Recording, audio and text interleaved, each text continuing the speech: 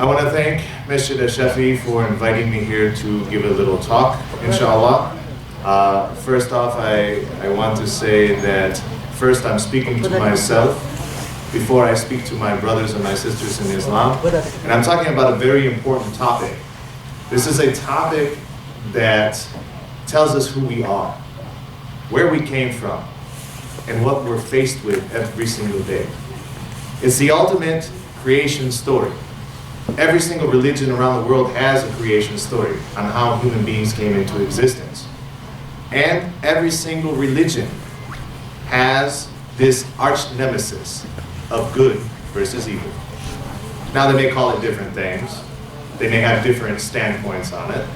But if we look into the books of the people of the book, the Jews and the Christians, we see a lot of similarities into our own Quran and a Hadith, and we see a lot of similarities about how we should be and what we should learn from the very stories of creation.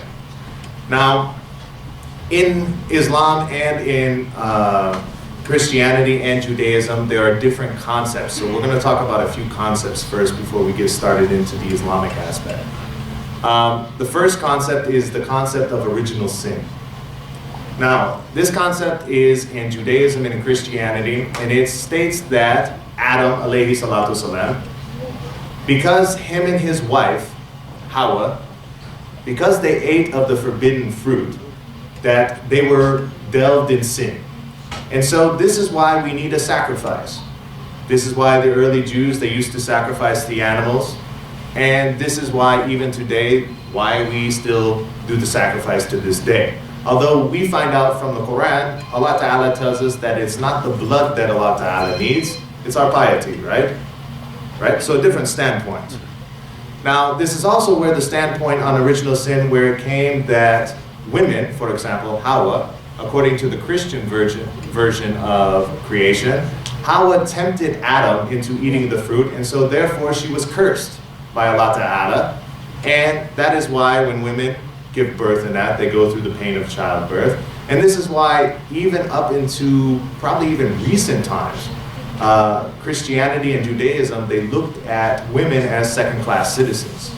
Now, we learn in Islam that this was an equal party.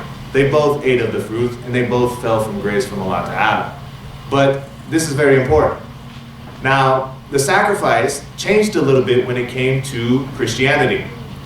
Now, the Christians, they said that Isa alayhi salatu salam went ahead and sacrificed his own life on the cross, so sacrifice is no longer important because Isa alayhi salatu salam did it all for them. Now, of course, we know this in Islam not to be true. Allah Ta'ala says in the Quran, He says, you crucified him not, no did you crucify. Stop saying Trinity, desist from saying these things. But they still continue to utter these things with their mouths without any proof or evidence.